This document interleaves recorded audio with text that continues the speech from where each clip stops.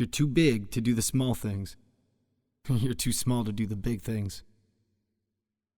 This is the reload.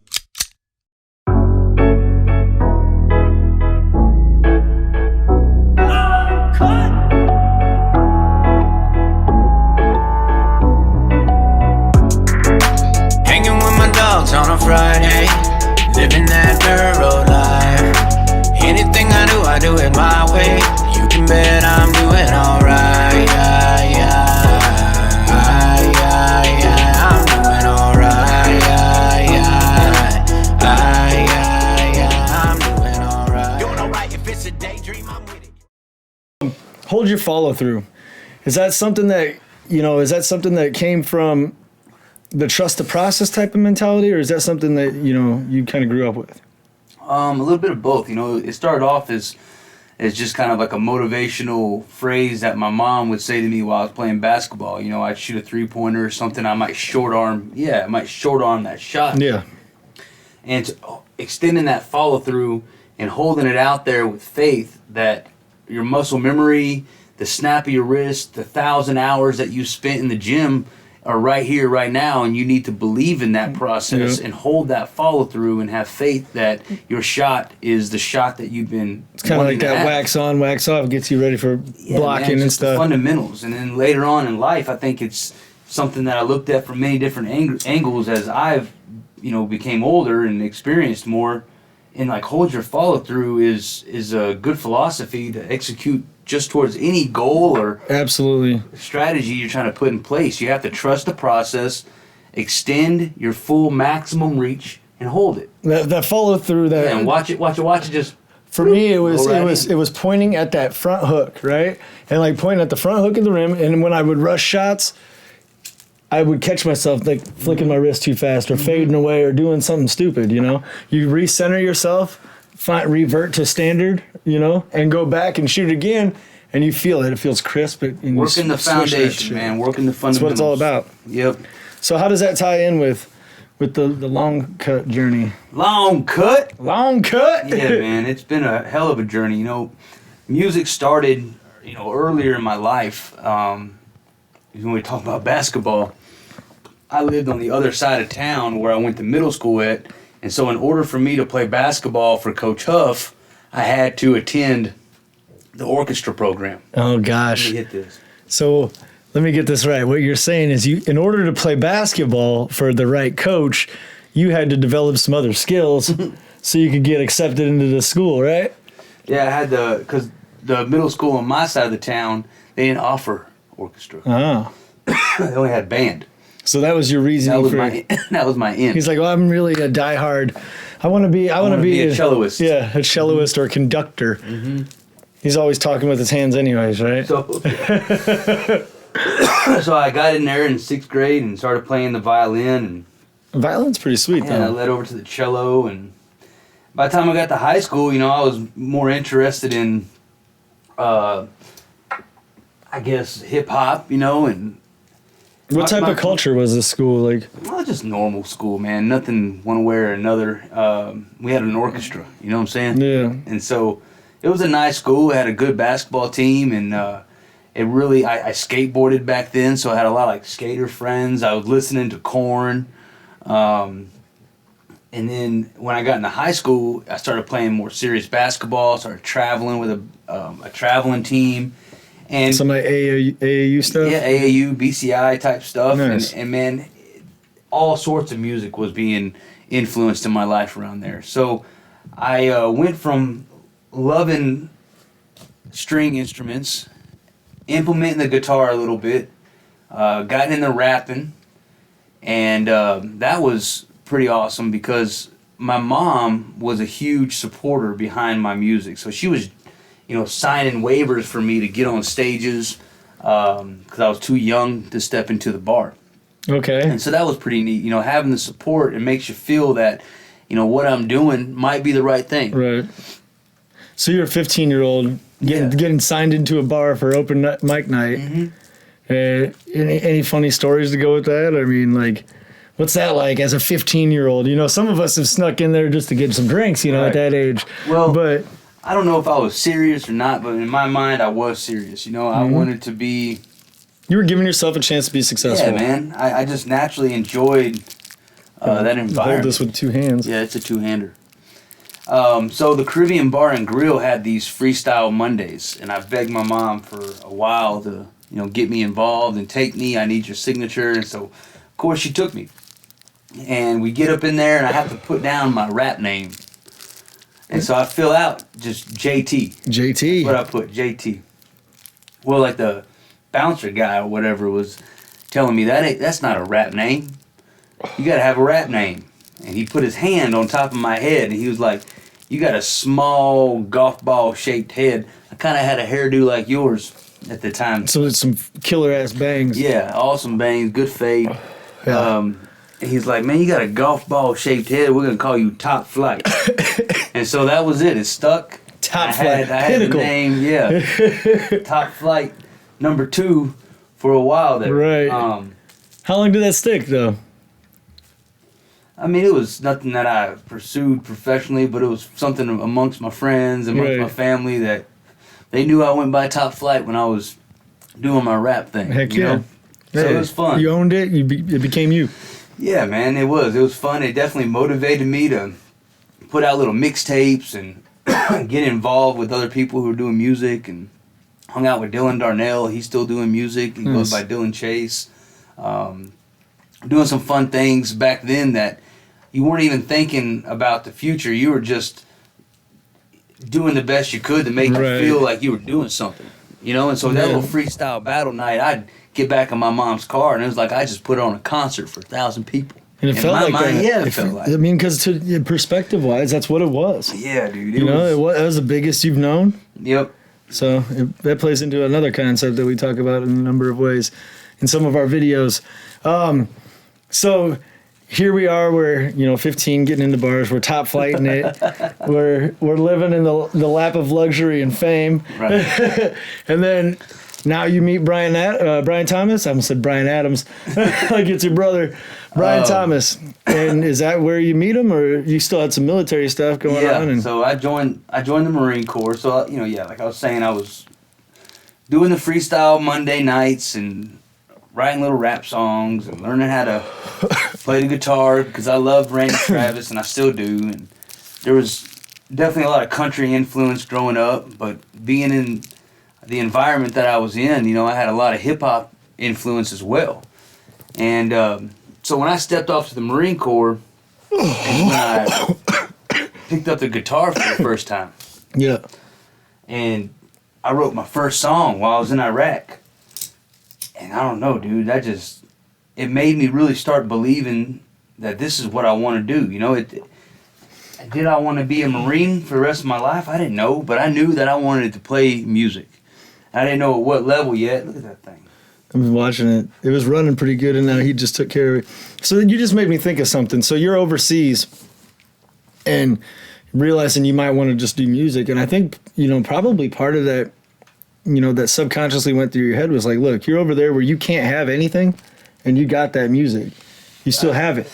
You know what I mean? Man. That's something you can take with you anywhere. Yeah, and you didn't have YouTube, or Spotify. You had to make it. Yeah, you had to create your own music. And so I remember my good buddy Tyler Satterfield, he's playing music out in Nashville, actually. He goes by Tyler J, I believe. And, he would sit around and play music, and I saw how it just created nice vibes. I saw how the camaraderie and just music is the backbone to a good time. It puts and that's what it was doing. It's just a morale booster over there. It controls the silence. Yeah. You know what I mean? And so I wrote my first song, and it was for my daughter, who was born while I was overseas. And so I wasn't there for the birth, but... You were 18 at this age? I was 19, maybe. 19? Okay. Sorry to And interrupt.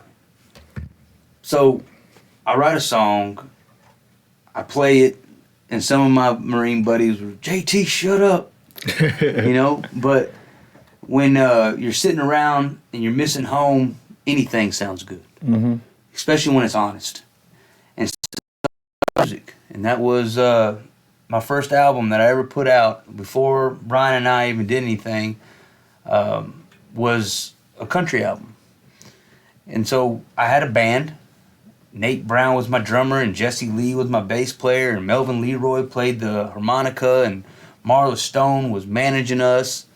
And we were playing little local gigs, and I hear about Brian Thomas. And Brian Thomas is doing big things. He has an album out called Burn It to the Ground that's on the radio. And what's really cool is that we had the same drummer. We had the same bass player. So with time, we definitely linked up. Right. And we started BSing and getting to know each other, and we wrote a couple songs.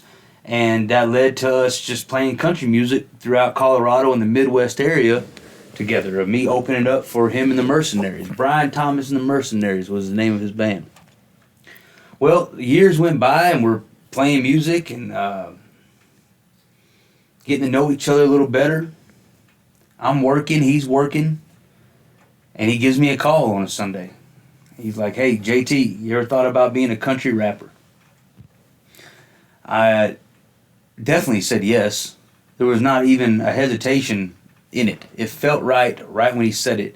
And I knew about the genre. I knew about Bubba Sparks and Demon Jones and the Moonshine Bandits, and Upchurch was just coming up and in, and Adam Calhoun, I think, was actually doing more. I think he was working on like his first or second album at this time, and so the genre was, in theory, new, but guys like Bubba and Moonshine Bandits, they've been around for a while. Go forward. So I knew what country rap was, and Brian didn't really know too much about my rapping history. Right. And so when him and I got together, he was telling me about his rapping history as well. So we had so much in common, where Longcut was just so natural for us to get together and create good music. And so that's where we're at now. We've been together coming up on 3 years as Longcut. We've toured 4 times throughout the United States. We featured and with some great artists. We've already released an album that did phenomenal on the charts in our perspective. And we're continuously raising the bar for Longcut to be better and better and better, because we believe this right here is the train that's going to take us all the way home, man. Yeah. It's the genre's growing fast. There's phenomenal artists. Timing was perfect. Great. Who we're signed with? We're working with Demon Jones, Raw Records, Dusty Lee, Brandon Hart. It's such a unique opportunity in itself. It's such a blessing, dude. It is, and I'm excited that we have decided to start our podcast now, because that's perfect timing. Yeah. This COVID situation put a lot of pressure on people, and it put pressure on Longcut. It really did. It made us distant from each other, because we had to isolate into Colorado, and he had to isolate in North Carolina, and you're up here in Michigan. That was really, really challenging. But instead of folding our cards, instead of saying, "Hey, we're not going to put out no music," we focused on what is going to be our next move when we make that next move. And that's what I just love about our team, is that we're constantly making adjustments and constantly being like Jell-O, because that's what you got to be. You have to adapt, and you have to overcome, and that's what we're doing here. And that's why I love the Reload podcast so much, is the values behind that. Yeah. Is that no matter what, like getting this started, not one thing stopped us. Or went right. Right. For real. But that's what it's about. It's about overcoming conflict together, with the team and whoever is on your team, seeing what people are made of, and honestly gaining a trust in one another to be able to like go at each other with ideas and trust where it goes, So it's pretty awesome. Let me rip this thing real quick. Rip it, dude. It's a big one, huh? It's fucking huge. We're not even halfway done. No. So, one thing that I wanted to circle back just a little bit on, right before you met Brian, you mentioned something about writing for your 13-year-old daughter. And this is an important part that I just wanted to make sure we don't overlook, because I think there's a lot of that authenticity, and you were talking about writing true music, like the truth in music for you. Like, you know what I'm saying? So what do you have to say about all that, I guess? Well, that first song that I wrote, I think it was called Angel. Mm-hmm. I barely even remember it, but I know how impactful it was and how powerful it was, because that was, like I said, the motivation of pursuing more. And I wrote more songs. And man, looking back, and if I could hear these songs, I'd probably giggle and laugh about it, Right. Because we definitely have gotten better. you know. But Longcut's music is based off feeling good and good vibes, and not really taking, you know, a bad scenario or a bad situation like being deployed and your daughter being born. That's a shitty situation. But a lot of things are shitty situations. And so Longcut has been through the grinder. We have been through the gauntlet. And so we don't really write about, you know, our downs in that fashion where our music might sound depressing. You know, we try to write uplifting, good vibes types of music that have meaning behind it. You know, I mean, you want to talk about the song The Weeknd. I mean, when that song comes on, it makes me smile still today. So that song's a success. Mm-hmm. And when you start diving deeper into the song, you start hearing the lyrics and you start seeing some of the storytelling and the type of environment and the scenario that Longcut likes to be in. But initially, who doesn't love The Weeknd? Who doesn't love a bonfire? Yeah, so it automatically has that setting. Right. We like to set that environment where Longcut is a place that you can go and experience an entire just vibe. Yeah. Instead of just diving into one song because you like that song, it's like you can turn Longcut on and let it play. And that's what Longcut's mission is. Every song I hear, music. Fact, every song I hear from you guys now, it's like it's a different end of the spectrum. Like you're just kind of delivering everywhere, you know? Right. It's awesome. It is awesome, dude. I mean, look back on that last album, look back on our first songs that we cut with Demon, songs that we worked on with Ty Weathers in Byrne County, and you kind of just look at that, look at it chronologically. Mm-hmm. I mean, it develops. I mean, the last song we just dropped, Doing All Right. Yeah. It's a banger, dude. It's such a banger. It's a banger, you know? Mm-hmm. And so that's what's exciting is that we're continuously having that growth, and I think that's because every day we're having a good time and we're here for the right reasons. Yep. And that's why our podcast is going to be successful, you know? Mm-hmm. We're here for the right reasons. We work through so many ups and downs and challenges. Well, you have. Oh, yeah. You know? He said, well, I sat here and kind of been in a problem. But no big deal, man. I mean, I saw you tackling things that I relate to when we were tackling situations in Longcut wanting to be successful, and nothing is going to stop you. When your mind set that way, that failure is not an option. Yep. And that the laws of physics are just a suggestion. Roadblocks are speed bumps. That's all that is. That's all it is. Roadblocks are speed bumps. You want me to go up and over so I can have more momentum and get quicker when I come down. Yeah. You know? I mean, there's a lot of things, like, personally, like, I've dealt with throughout my life, career, everything, where definitely didn't feel like I was on that true north path, but those things made me get there in a more solidified way or even more prepared way. You know what I mean? Yeah. And I think that's a common sense thing to say, but like the depth behind what I'm actually saying right there, there's a lot more to it. And that's just like, I wouldn't take away any of those hardships. You know what I mean? No, you can't. Just be like, I can go into any situation. You can go into any situation. Right. But while you're there and you're feeling it, it sucks. Oh, for sure. You know, I mean, there's times when Brian and I were in our tour bus and we're broke down, or we're pulled over in Boise, Idaho, getting completely searched by the cops. You know, or we're running late to a show in St. Louis and we get pulled over in Michigan. You know, like, right.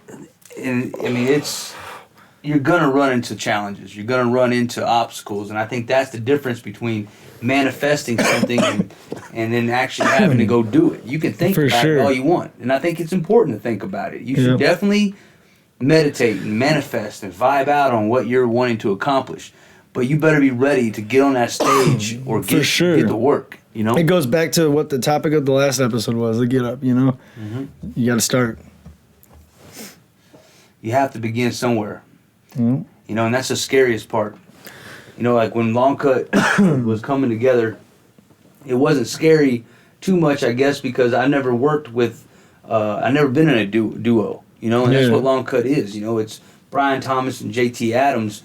And that right there takes a lot off your shoulders, knowing that you got a partner with you. Yeah. You know, you got a guy who's always going to be there no matter what. Ups, downs, on stage, off stage. And that feels good to have that sense of security. And I think that's a big advantage that we must have. No, for sure. I see a lot of artists who, you know, post stuff on Facebook about how they're depressed You know, if I got something to beef about, I can call Brian. You guys know? can bitch each other's ears off. Yeah, man. I mean, For we sure. don't need to post it too much on Facebook. You know, we can listen to each other, and I think that's important. We really focus on the music. Well, and that leads right into what the video, you guys made for the reload this time. Done bitching. Right. I'm done bitching. Right? Yeah, man. So like the video you made for episode 1 inspired me, and so I went off and I made one called "Done Bitching," and I think that right there is a key component to success. Is that you have to know that it's going to be challenging. If you know going into it that it's going to be painful, right, and it's going to hurt, and you set that standard up there. Look, man, frustration. It's identified like this: is expectation minus reality. That's your level of frustration. It's perfect, though. So if you go in there knowing that you're gonna bleed, you're gonna sweat, and it's gonna be hard, it's gonna be long, right, but it's not gonna be temporary or permanent. I mean, it's gonna be temporary. Dude, you can tackle anything. It's the same idea as like, okay, if I drive to Chicago every weekend, man, that sucks. It's a 2-hour drive. But if I'm going all the way out west, and I'm driving to California and it's a X amount of hour drive, like 30 something hours or something, right, Chicago comes pretty quick. It does. It does, man. I think that just doing it is sometimes the easiest thing. Like when they would ask me about Marine Corps boot camp, what's the hardest thing about this thing filled the ashtray? Or how do you speed up boot camp, or just asking questions about how'd you get through that? The easiest way out of it is getting it done. Right. It's harder to try to cut. What's your corners. advice for my coffin then right now? I just want to get it done. Yeah, you gotta just don't hold it back. You gotta let it rip and get it done. Take the pain on once. Yeah, you start tapping it in. You just gotta tap. Yeah, put it in. I'm in my lifted Lambo. Hey. I'm in my lifted Lambo. Hey. I'm in my lifted Lambo. Hey. I'm in my lifted Lambo. I twisted up the whole damn scene. Put a tax lien on a rap theme. No gas leak or a max speed. Had to pay in cash, could deny the lease. 33s through the back seat. I wonder how deep we could really go. They never seen a Lambo pop trunk in the sticks. Dropped in and low. Don't matter what they thinking. Candy green like my hand in Franklin's. Stepped out like we playing hangman. Look like we straight out on the gangland. This is Living Lifted with JT Adams, and I'm here to talk about this 7-gram joint. So packing it was pretty simple. It came with like a straw for you to put the weed in. Yeah. And that made it. It's like a packer. Easy, like a little packer. The only thing I don't like is how big that filter is. Yeah. I mean, that's too much air was going through. And that's almost like a 4-inch filter, where I think now I could have put more weed in there. Yeah. And that's how I'm thinking. As a pothead, you're always thinking, how can I get more weed? You know what I'm saying? And so when I was sitting there and I first saw this come out of the wrapper, I was like, oh, I'm getting screwed over. I don't need that much of a filter. You could have literally gave me right there. And it wouldn't have been as flimsy. And now I got more weed to put in. So 7 grams, we probably could have done 9. I'm just saying. So I'm going to hit this. I like how it hits. It does feel pretty smooth. And maybe that's what it was. They went with the larger filter to make it smoother. That could be. You know. You could hear the... I like it. It does hit nice. It has lasted a while, so we lit it up in episode 2. And we didn't even make it through the whole episode. So we're lighting it up here, getting episode 3 started with Living Lifted. Want to give a review on what my true opinion is of having such a large joint rolling. And honestly, it feels like I'm celebrating something, and I like that feeling. I feel like I can share it, and I don't have anxiety that I'm gonna get back nothing to smoke on. Yeah. You know what I'm saying? When you pass it off to somebody, you're like, damn, I might never see that joint again. For sure. You're definitely gonna see this thing. Yeah, like I'm like, oh, again? Mm-hmm. Like I don't smoke much like he does. So this is definitely a party favor to bring. For sure. Definitely recommend maybe 1 or two, depending on how big the party is. But between you and I think I could not smoke one by myself. No way in hell. I would definitely try though. Here you go, homie. I'll share that. I'm good right now. You're good? Nah, yeah, I'll rip it again. You said you can't grab it and then not take it. Well, that's my simple review about the 7 grams that we packed inside this joint. We're smoking it. We're rolling into episode 3. Can't wait. I'll see you there. Later on, guys. I'm gonna rip this one more time as we fade out. Later. I wonder how high these doors go. I'm in my lifted Lambo. I'm in my lifted Lambo. So That look, thing is massive. dude, right when I saw this, I was like, I showed you that and you're like, yeah, get this is going in the Get it. podcast. Look at that thing. That's bigger than the raw ones. Need a fucking flamethrower to get that. I need a bigger ashtray. I got one. Nah, this was good. Look at this bad boy. Every rip's a bong hit. Every rip's like a whole bong. Dude, every rip is a blessing. Every rip is a blessing. God bless it.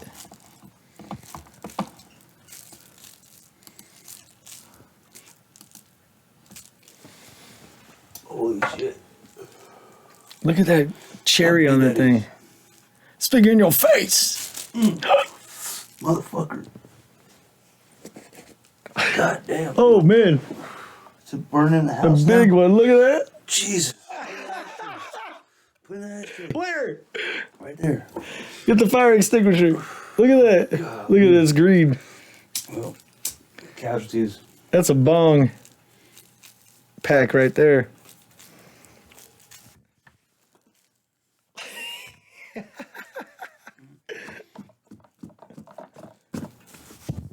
Here, dude. That thing is silly.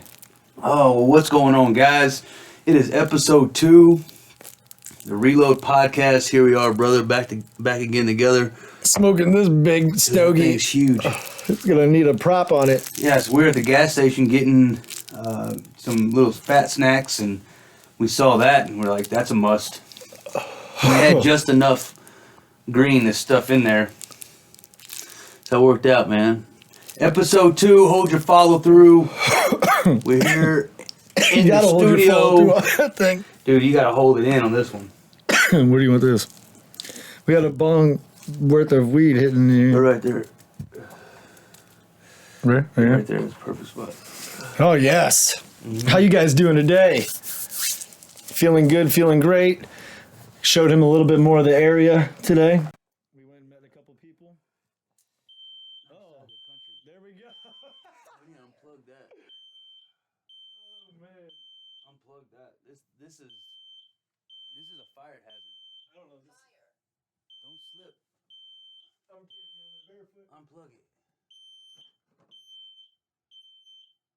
Oh man. Going off downstairs. I'm telling you right now. This is extreme Prejudice. smoking. Extreme prejudice. Well, I'm excited to be back on the mic. I'm excited about this podcast, not only because it's our second podcast, but it's a podcast about me and Longcut and my music, and I'm really excited, and I appreciate you wanting to do this with me. To go It's through, a blessing to be a part of it, man. I'm happy. Yeah. I'm happy to be a part of go it. through the journey and the story, man, because everybody has a story, and everybody has where they've been, the beginning, like we talked in episode 1, but for an entire podcast to be, around and centered around Longcut and the journey of music. That's always fun to talk about. So I'm For sure. excited, man. Yeah, I'm too. What is today? Today it's officially March. It's Wow. officially March. Can you believe it? This year's flying, guys. What, COVID happened last year, and last year turned into a wrap for most of us, right? But it's kind of what this is about, is being able to adapt, and just like we did there, we're firefighting. We had smoke alarms going off because of this big firefarting, this big stogie, and got to adjust and handle, the thing that's screaming the loudest, and then get back to it. Eat your biggest frog first. It's a new one. Smoke your biggest joint first. Thing's massive. Dude. I don't even think we'll be able to smoke it all. Nope. I bet we can. Is that a challenge? A challenge? Is that a challenge? Man, I So- ain't had nothing like this ever. I know that one time my wife had it planned for us to smoke something like this, and it just didn't work out or something. I don't know. That's way more than a quarter ounce right there. I don't know how much it is. What we did is an episode 1 released that motivational video, and like I said, it inspired me to do one and show you guys on episode 2. Yep. So this one's called Done Bitchin'. I hope you guys enjoy it. And in the meantime, make sure you take your phone, click that QR code, and check out our social media, check out our merch links. We appreciate it, guys. One-stop shop. We'll see you in a minute. Why not? Why can't I be the MVP of the league? Why can't I be the best player in the league? I don't see why. If you're worn Why? down, tired, and sore, then you're doing it right. If it was easy, then it wouldn't be real or worth a damn. Pain is your friend, your ally. Pain is the key recipe to your madness. Embrace the challenges and the journey as we walk blindly into a future that we control only with our imaginations. Know this: there will be pain. There will be sacrifices. There will be moments of doubt. This will not be easy. But I'm done bitching. The reload. We are live, bro. What you think, man? I think that's a good way to put it. Not bad, huh? Yep. Why don't you go into this a little bit for him? Break it down, dissect it. What were you thinking? What were your thoughts? Well, I'm a huge Rocky Balboa fan. Mm-hmm. Massive. I grew up on... Jeezy, get down. Jeezy, come here. Dog. Jeezy, come here. Huge Rocky Balboa fan, and the values behind who he was and the journey he had to victory, man, just inspired me a lot as a kid. I always referenced the Balboa. Yeah. You know? Mm-hmm. So this video... Was it definitely the gray sweatpants and Yeah, some you stair know, with the climbing? hand in the pocket there, yeah, for sure. chasing the chicken. This video, to me, was just kind of an extension of that by adding in some other things that I am, influenced by, like, sports and being an athlete. Yeah. And those moments of success where you feel the relief and you feel the pressure release off your shoulders, but you have to be strong enough to take that pressure before it can be released. Right. And you got to understand like how much you can withhold or withstand before it crumbles you. And you got to know that that it's going to be challenging and painful. Mm-hmm. And if you go into it knowing that it's going to hurt, Right. but it's temporary. Right. And the sacrifice that you give up of being a little bit uncomfortable, the success is forever. Well, it's one of those things. It's like bidding in an auction or like at a pawn shop. Like you go in expecting the worst. Like you go extreme, and that way that other one isn't as it doesn't. It's not as impactful. That video is something that was really different for me. I've never really done nothing like that. Yeah. Man, but I tell you what, it was like a release. So I'm excited to be able to make more. Implement them into the podcast. The timing of those, when we first started doing them, the timing was really cool because I think that it gave us that expression like outside of even music for you, Right. You need to get up on your mic. Yeah. 5 feet away. Whispering, I'm laying down in the It cut. did, man. It got the ball moving when it came to the reload. Yeah. We put a product behind it. Yep. Absolutely. That was cool. So. Well, I think that episode 2 was a success. How you feel, brother? I feel pretty good, man. Thank you so much for Yes, sir. the questions for Longcut. Absolutely. We're excited to be able Go get to you guys some gear. Yeah, man, we're excited to get back on tour, get the swag flowing. In the meantime, head over to Longcut on our YouTube, Instagram, Pandora, Spotify. Get you some. You doing all right? I'm doing all right, I'm dog. doing all right. Doing real good. Yes, sir. Hey, thank y'all. Have a good night. Later on.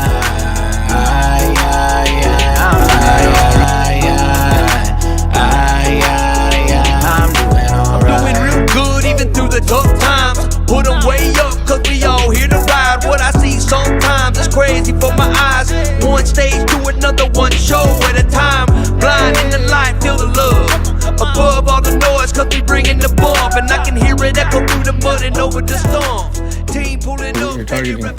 So before we even get rolling, dude, I had to bring it up, and I'm asking you, and I'm asking y'all, jean jackets. It seems like it's okay. Sometimes I'll see it, and it seems like it's popular, Right. and that it's in, and then like a couple days go by, and it's not in no more, or it's not popular no more, Right. or it's not cool to rock jean on jean, but then it is cool to rock jean on jean. Right. Like, what's your take on jean on jean? Jean on jean. So for me, it doesn't matter because like the next week, you know, I'm still bald. So I'm still bald. So whatever I wear, I So gotta. here's the thing: is being bald restrict your wardrobe? No, I can change quicker. So like getting dressed is much faster. I just throw like the Darkwing Duck, like smoke ball. You slip into things Yeah. easier. Yeah. Real nimble. Real So, nimble with the Would you apparel say that area. if you wore jean on jean, would you I'd look? look like the bottom of a thumb jacket. Or the bottom of a jacket. Like that's a thumb. like a guy's hand? Yeah, it's just not nub long hand. enough It's like a to come out of the Yeah. full jacket. It's just the tip of his finger. It's just his finger. Yeah. That's you in a Yeah. jean. In a jean. So like jacket. in a jean suit, that's what you would look like. Yeah. Okay, Just- I got you. So, I've been rocking jean on jean. Like I don't know. I enjoyed it when I was younger. Yeah. You know, it was something that when I got my jean on jean outfit, I was excited about it. But then I saw how it naturally, with time, started fading out. But like no one was rocking it no more. Like Zach Allman changed his entire Zach style. Allman. Yeah, man. You know, and so it went out and it faded away, and no one really was doing that. And then all of a sudden, it came back around. That's how all fads are. So and I've had jean on jean hanging in the closet for a while, dog. See, And I'm ready. it taught you to start hoarding. Well, I just never could get rid of my jean on jean. There you go. You know, I'll drop a shirt, a pair of timeless. pants, you know, like real fast, and I'll get them back to the thrift store where I bought them from. You know. Yeah. But every time I had a good like piece of jean, you know what I'm saying, like article a of good clothing, piece a of good- jean. Like I think this is a good piece of jean. It's a good piece of It's jean, a nice bro. piece of jean. It has pockets, it has fashion. Just that it has, jean. like, you know, the artificial warning. Just one side of the jean, though. no, the back end does too. Like The jean. the back. Look, the back is worn out. Like I've been resting. A lot. He's been walking around breaking his neck. Yeah. It's like I've been just resting a lot. That's what the back looks like. I bet you whoever had this was a it's some- serious rester. It's some well worn. It's well. Yeah, well worn. It's gently worn jean. Gently worn jean. Gently worn jean. So I didn't go jean on jean today. I went jean on khaki. Actually, it's like almost a corduroy. It's like a Ooh, narrow corduroy. The I rocked corduroy. oh yeah. Yeah, You definitely. can't I find rocked any good corduroy anymore. I haven't seen corduroy in a long time. I know what we had growing up. My mom had a corduroy couch. Ooh. Yeah, I do Staticky remember as farts. See how I diverted away from the swear word? I'm learning. It's a practice, like we talked about.